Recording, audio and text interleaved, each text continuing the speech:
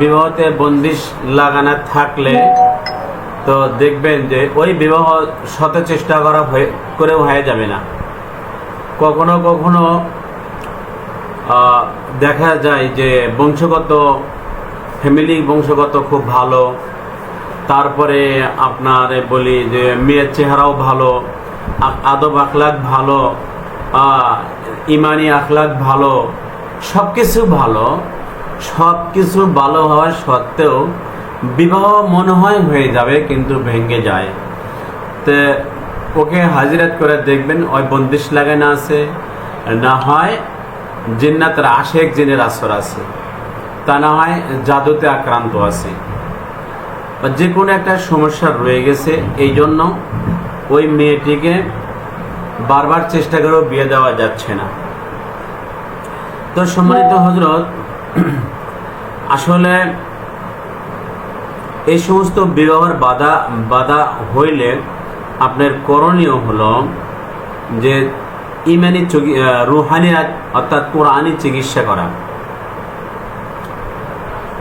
Rouhani চিকিৎসা করলে এটা ভালো হয়ে যায়। পাত্রপক্ষে বাড়িতে আসে, পছন্দ হয়, কিন্তু পছন্দ হওয়ার পরেও বিবাহ হয় না, তাহলে কি বিশ্বাস করবেন?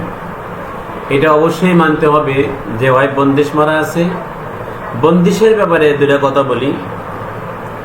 বন্দিশ কখনো কখনো লাগাইতে হয় না সম্মানিত হযরত, বন্দিশ অটোমেটিক লেগে যায়। ইতিপূর্বে জাদু ধ্বংসের অধ্যায়ে আমি এ ব্যাপারে আলোচনা করেছি।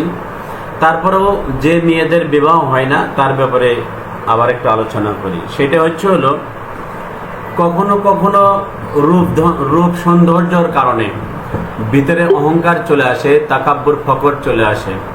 সম্মানিত হযরত, সকলেই যদি ভিডিওতে আসতেন, আপনাদের চেহারা দেখলে হয়তো আল্লাহ তাআলা আমাকে আপনাদের চেহারা দেখাও গুনাহ মাফ করে দিতেন, বড় আশা। সমস্যা যদি না হয় ভিডিওতে আসেন, সকলেই ভিডিওতে আসেন। তো বন্দিশ কয়েকটি কারণে লাগে। তোর মধ্যে এক নম্বরে হলো যদি মা বাবার সাথে বা ওস্তাদ গুরুজনের সাথে, মুরব্বীর সাথে যদি মানুষটি অতিরিক্ত বেয়াদবি করে, বেয়াদবি একটা, আর একটা হলো অতিরিক্ত বেয়াদবি, অতিরিক্ত খারাপি। তো অতিরিক্ত বেয়াদবি করলে পরে ওই সময় বন্দিশ অটোমেটিক লেগে যায়। যে কোনোভাবেই, যে কোনো ওস্তাদকেই হোক বা যে কোনো মুরব্বী হোক, যে কোনো সম্মানী মানুষকে হোক, যদি বেয়াদবি করা হয় এক, আর একটা হলো অতিরিক্ত বেয়াদবি করলে তখন বন্দিশ অটোমেটিক লেগে যায়। এই জায়গায় বন্দিশ লাগাইতে হয় না। কখনো কখনো মানুষের বদ নজরের দ্বারাই বদ নজর লেগে যায়। কখনো কখনো আশিক জিন্নাতের দ্বারাই এই বন্দিশ লেগে যায়। বিভিন্ন সময় বিভিন্ন কারণে বন্দিশগুলো লাগে। আবার সম্মানিত হযরত, কখনো কখনো জাদু চালান হয়ে যায়। যদিও ওই লোকটার উপর জাদু করা হয়নি, কিন্তু নামের সাথে নাম পড়ে যাওয়া, হয়তো অন্য কাহাকেও জাদু চালান করেছে, সেই জাদুর চালানটা এই লোককে বা এই মেয়েটিকে লেগেছে।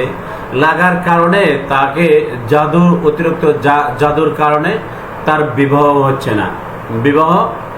যতবার বিবাহ আসে মনে হয় বিবাহ হবে, এমন অবস্থা দেখায় যে জি ভাই সব দিকই পছন্দ, আলহামদুলিল্লাহ বিয়ে হয়ে যাবে, আমরা গিয়ে আপনাদেরকে জানাবো, একবারে ওকে, মনে হয় যে আজকে এই ডেট হয়ে যাবে, এই অবস্থা। তারপরেও বিবাহ হয় না। এর মানে ওর বিবাহ তো বন্দির সাথে আছে, না হয় জাদু আছে, তা না হয় আশেক জিন্নাত আছে। আপনারা যেই তদবিরগুলো আমি পিডিএফ দিয়েছি, এই পিডিএফগুলো ব্যবহার করার আগে বা এই আমলগুলো ব্যবহার করার আগে আপনারা কি করবেন? আপনাদের কাজ হলো হাজিরাত করে দেখবেন যে মেয়েটার বিবাহ হচ্ছে না কেন। রূপ সৌন্দর্য ভালো, বংশগত ফ্যামিলি অবস্থা ভালো, শিক্ষা দীক্ষা ভালো, আমলও ভালো, আখলাকও ভালো, বিবাহ হওয়ার কথা হচ্ছে না কেন? অবশ্যই কোনো কারণ আছে। তো সেই ক্ষেত্রে আপনি হাজিরা করে দেখবেন যে কিসের সমস্যা, পরিপূর্ণভাবে চিকিৎসা দিবেন। চিকিৎসা দেওয়ার পরে তারপরে বিবাহ তদবির দিবেন।